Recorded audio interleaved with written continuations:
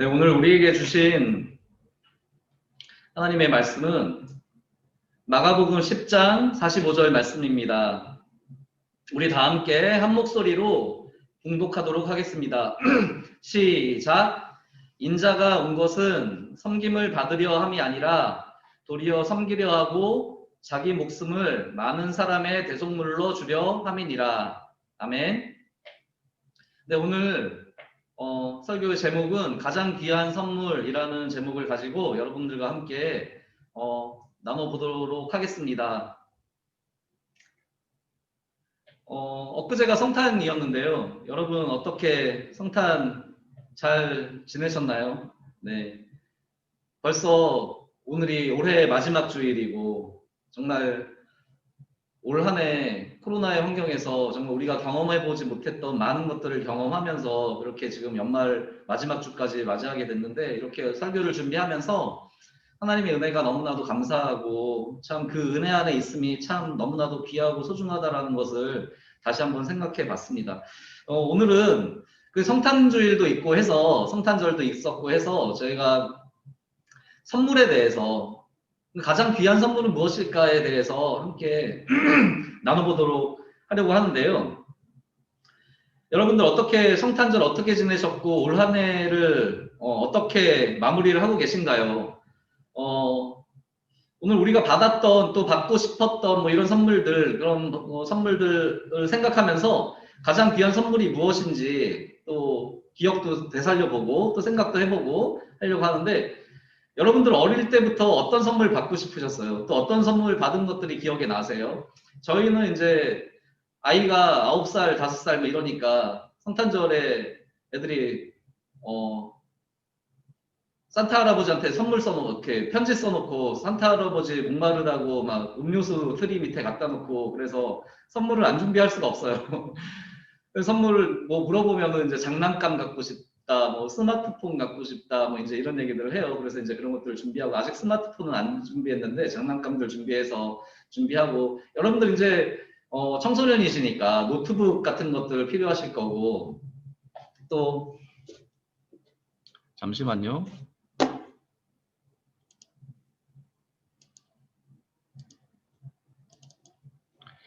네, 노트북들이 필요하실 수도 있고, 또 뭐니 해도 머니가 최고죠. 네, 그래서 뭐 용돈들도 필요하실 거고. 근데 제가 어린 시절부터 이렇게 받았던 선물 중에서 가장 기억에 남는 선물이 무엇일까 이제 생각해 봤더니, 초등학교 1학년 겨울방학 때 겨울에 받았던 연필깎이였어요. 그러니까 초등학교 1년 동안 저희 집이 형편이 어려워서 연필깎이가 없어서 칼로 연필을 깎았거든요. 근데 이제 저는 초등학교 1학년이니까 칼을 쓰기 어려우니까 저희 아빠가 매일 밤마다, 아빠가 그 연필깎이로 깎는 것보다 더 연필깎이가 깎은 것처럼 그렇게 잘 깎아줄게 하면서 아주 정성껏 막 연필을 깎아주셨거든요.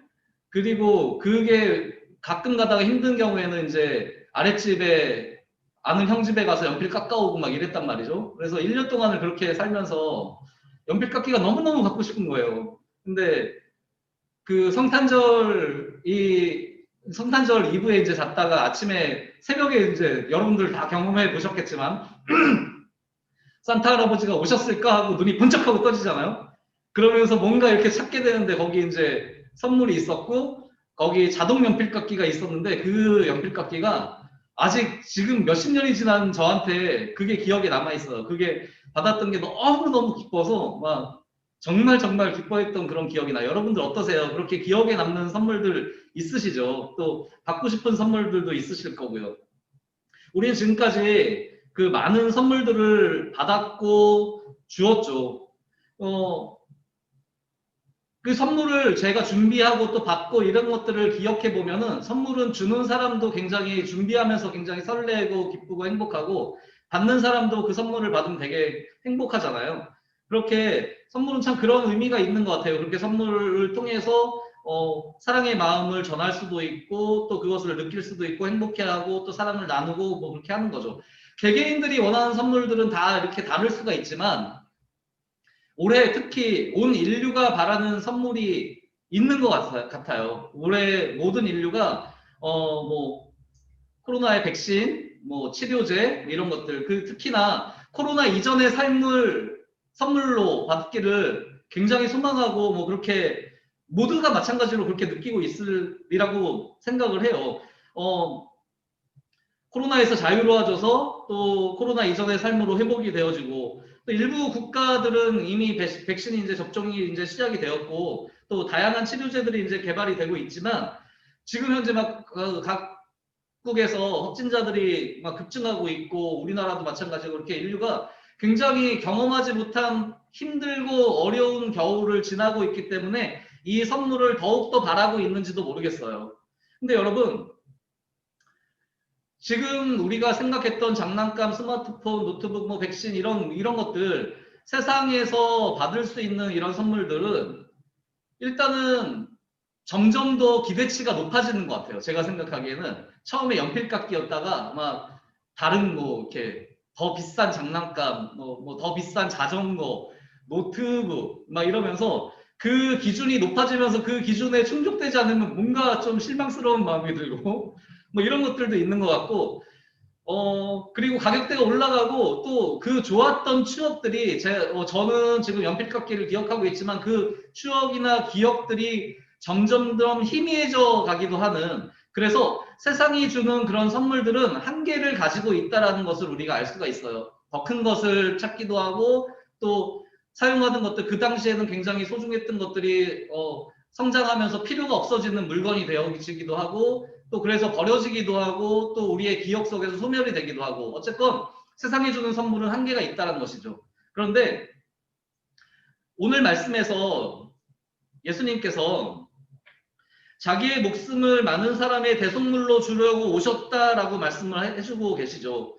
예수님께서 그렇게 자기의 목숨을 많은 사람들을 위해서 내어놓고 그것을 선물로 주시려고 그렇게 오신 거죠. 예수님 자체가, 예수님께서 오심이, 예수님 그분이, 예수님께서 선물의 의미가 되시고, 우리가 그분을 통해서 새 생명을 받았고 영생을 받았고 하나님의 자녀가 되는 그런 지위를 갖게 되었고, 죄에서 자유함을 가지고 하나님과 동행하며 예수 그리스도와 동행하며 성령님의 인도하심을 받으며 살아갈 수 있는, 이전과는 다른 옛것이 죽고 새것이 되어진 그런 새로운 모습의 새 생명으로 영생의 삶으로 나아갈 수 있는 그런 선물을 예수님을 통해서 받았기 때문에 예수님 자체가 우리에게는 선물이죠.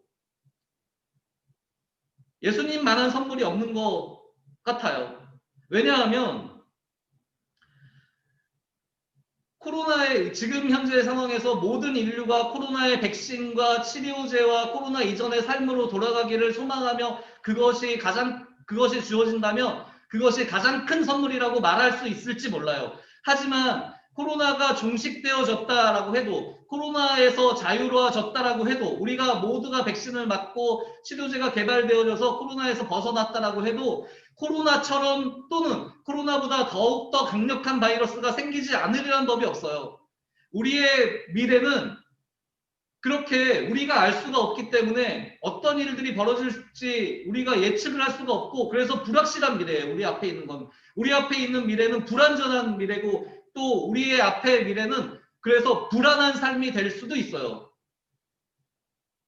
불안하게 생각하면 너무나 불안한 거죠. 코로나보다 더 강력한 백신이 나와서 이건 치료제를 또 구하는데, 지금은 백신 만드는데 1년 정도가 걸렸다고 생각이 든다면 그게 백신 만드는데 더 오랜 시간이 걸리고 또 만들지 못한다면 어떻게 되는 건가. 그렇게 생각하기 시작하면 너무나도 불안하고, 또 그런 상황 속에서 코로나뿐만이 아니라 우리는 여러 가지 많은 관계들을 맺어가고 있고 그 관계들 속에서 많은 또 어려움들을 당할 수도 있어요. 또 코로나뿐만이 아니라 우리를 위협하는 환경들은 너무나도 많이 있죠. 우리 주변에 한 발짝만 나가면 우리들을 위협하는 환경들이 너무나 많이 있기 때문에 우리의 미래는 불확실하고 불안하고 불안정한 그런 삶이 될 수밖에 없어요. 그렇기 때문에 세상이 주는 선물로 코로나의 백신보다, 세상이 주는 그 무엇보다도 더욱더 소중하고 더욱더 귀하고 확실한 선물은 무엇이냐면 예수 그리스도가 되는 거죠.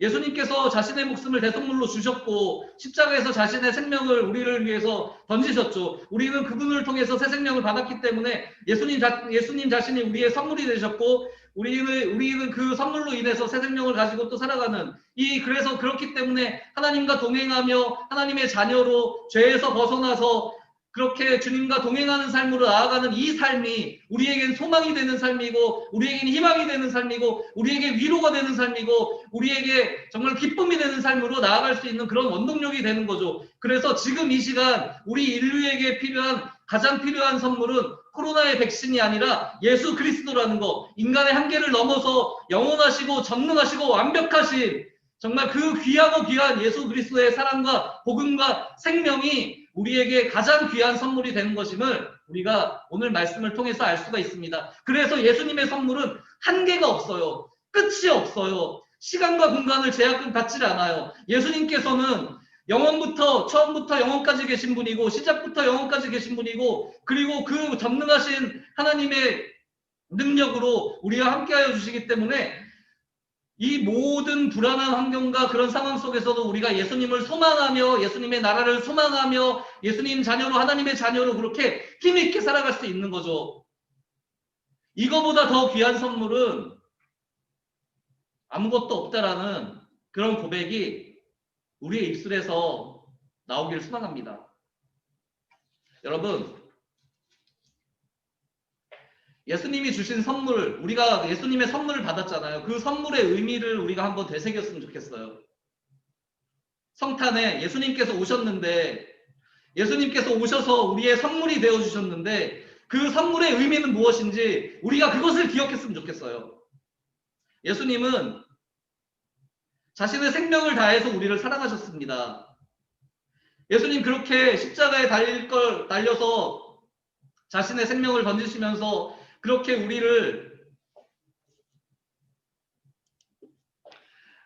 위하여서 그 생명을 다해서 선물로 주시는 그런 것을 알고 오셨죠. 우리를 구원하시기 위해서, 우리를 사랑하시기 때문에요. 그렇게 예수님께서 그렇게 오실 때에 오셔서 또 이렇게 뭐라고 말씀하셨냐면 오늘 말씀에 자신이 섬기러 오신 분임을 말씀하셨어요. 분명하게 말씀하셨어요. 내가 섬김을 받으러 온 것이 아니라 섬기러 왔다라고. 그리고 그 예수님께서는 말로만 그렇게 말씀하신 게 아니라 실제 삶의 모습을 통해서 섬김을 보여주셨어요, 우리에게. 예수님의 시선은 항상 사회적으로 약자인 어린이와 여인들, 병자들을 향해 있었고 그들을 향해서 예수님께서 나아가셨죠. 그리고 그들을 품으시고 그들을 위로하시고 그들을 고치시며 그들을 사랑하여 주시고 또 그들을 위로하여 주셨죠. 그들에게 구원을 베풀어 주셨어요. 예수님께서 예수님의 섬김으로 가장 대표적으로 우리가 생각하는 것이 제자들의 발을 씻긴 그 발이 무엇인가요? 제자들이 정말로 그 발로 더러운 발로 온갖 군데를 다니면서 그렇게 주님을 따라다니고 주님의 복음을 전파하고 그랬던 그 발을 예수님께서 이제 십자가에 달리시기 전에 그들의 제자들의 발을 씻겨주시죠. 그 마음은 이 예수님께서 하늘로 승천하시고 난 이후에 그런 사명들을 감당할 그 제자들을 생각하시면서 그 애타는 마음, 정말로 그들이 겪는 그 고난과 고초, 예수 그리스도께서 당하신 그 고난과 고초를 당할 그 제자들을 예상하시며 그들의 발을 씻겨주시고 그렇게 어루만져 주시며 사랑하여 주시죠. 그 예수님의 사랑을, 예수님의 손길을 그렇게 경험한 제자들이 그 사명을 예수님께서 계시지 않는 그 가운데에서 온갖 박해가 있는 가운데에서 그 사명을 감당할 수 있는 힘이 되었고 또 그 사랑 때문에 또 예수님 때문에 그 사명을 감당하며 그렇게 지금까지 지나오게 된 거죠. 예수님을 경험한 제자들과 사람들이 또 예수님의 섬김을 본받아서 그렇게 사회에서 약자들을 돌보고 또 복음을 전하고 사랑을 나누고 그렇게 섬기면서 교회가 시작되었죠. 그게 초대교회예요. 예수님을 선물로 받은 사람들이 세상을 섬기면서 예수님의 마음을 가지고 예수님의 사랑을 품고 그렇게 섬기고 복음을 전하고 나누면서 스스로가 제자들 스스로가 또 그 복음을 받은 사람들 스스로가 어느 누군가의 또 다른 누군가의 선물이 되었단 말이에요. 그렇게 그들 스스로가 다른 사람의 선물이 됨으로 인해서 예수 그리스도가 다시 그들의 품으로 다른 사람들의 마음속으로 들어오게 되는 온 세상에 예수 그리스도가 선물로 다시 돌아오게 되는 하늘로 올라가신 예수 그리스도가 이 땅에 충만하게 되어지는 그런 예수님의 선물을 모두가 받게 된 거죠. 예수님을 경험한 사람들, 예수님의 은혜를 경험한 사람들, 예수님의 사랑을 기억하는 사람들, 그 사람들이 예수님의 마음으로 섬겨갈 때 누군가의 선물이 되어지고 그들의 삶을 통해서 예수님이 다시 이 땅에 회복되어지고 예수님으로 충만하여지는 그런 삶이 열려지고 지금까지 진행이 된 거예요. 그 예수님을 사랑하는 힘은, 예수님을 따르고 쫓아서 섬기는 그 힘은 로마의 박해를 이기고 사명을 감당하고 견디는 그런 힘이 되었고, 전쟁과 기아로 죽어가는 많은 사람들을 살리는 힘이 되었고, 그리고 지금처럼 우리에게까지 그 복음이 전해져서 우리가 예수 그리스도의 은혜 안에서, 하나님의 은혜 안에서 하나님의 선물을 마음껏 누리며 살아갈 수 있는 힘이 되었죠. 여러분, 우리가 예수 그리스도의 그 선물을 받은 사람들이기 때문에 우리는 그 선물을 전해야 하는 의무가 있는 거예요. 정말 우리가 아무 조건 없이, 아무 대가 없이 그 귀한 선물을 받았단 말이죠. 그 선물을 우리가 받은 사람이라면, 예수 그리스도의 은혜를 경험한 사람이라면 전하고 싶어야 되고, 전해야 되고, 또 우리의 예수 그리스도를 바르게 전해야 되는 거죠. 세상이 예수님과 우리 예수를 믿는 사람들을 비난한다고 해도, 지금 상황에 그렇다라고 해도 우리는 그들과 맞서 싸우면 안 돼요. 우리가 그들을 사랑하고 긍휼히 여기고, 또 우리에게 잘못된 것이 있다면 바로잡으면서 그렇게 예수님의 사랑과 섬김을 우리가 실천해야 돼요. 어디에서 밖에 나가서가 아니라 지금 우리가 있는 이 자리에서 나의 가족과 나의 자녀와 나의 형제와 나의 부모와 나의 친구와 나의 이웃들에게, 나의 선생님에게 그렇게 삶의 모습으로 섬기고 사랑하고 긍휼하고 기도하는 그런 모습이 쌓이고 쌓여서 그런 것들이 예수님의 그 모습으로, 예수님의 섬김의 모습으로 나타나게 되는 거죠. 우리의 삶의 실천을 통해서 예수님께서 이 땅에 충만하여지는 그런 역사가 이루어지게 되는 것입니다. 여러분, 세상이 기독교를 오해하고 또는 험한 말로 비난을 한다고 해도 우리는 그렇기 때문에 더욱더 예수님을 잘 전해야 합니다. 그들이 예수님에 대해서 잘못 알고 있잖아요.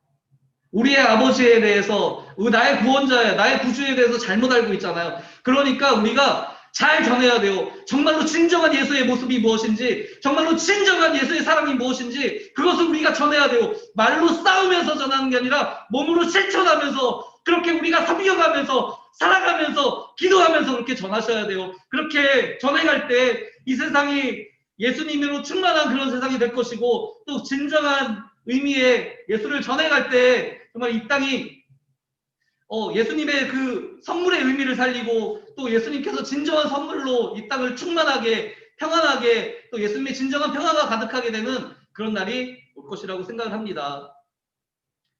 말씀을 맺으려고 합니다. 사랑하는 여러분, 우리가 예수님의 그 귀한 선물, 무엇보다도 귀한 선물을 받은 사람들임을 기억했으면 좋겠습니다. 그리고 그 사랑을 잘 전할 수 있는 사람이면 좋겠습니다. 그 사랑을 전할 때 예수님께서는 어떻게 생각하셨을까? 예수님께서는 어떻게 용서하셨을까? 예수님께서는 어떻게 사랑하셨을까? 예수님께서는 어떻게 섬기셨을까를 기억하며 우리가 그의 삶의 자리에서, 쉽지 않죠. 정말 어려운 거지만 그렇게 하려고 노력하셔야 돼요. 우리 그렇게 노력해요. 그렇게 예수님의 사랑을 기억하면서 전하려고 노력하고, 정말 바르고 정말 본 모습의 예수님을 전할 수 있는 우리가 되었으면 좋겠습니다. 그렇게 우리가 예수님을 전하기를 소망하며 새해를, 올 한 해를 마무리하고 새해를 계획하는 여러분과 제가 되길 원합니다. 예수님께서 가장 귀한 선물임을 우리가 먼저 고백하고 각자의 자리에서 섬기고 사랑하며 가장 귀한 선물인 예수님을 전하는 우리가 되기를 간절히 소원합니다. 네, 우리 함께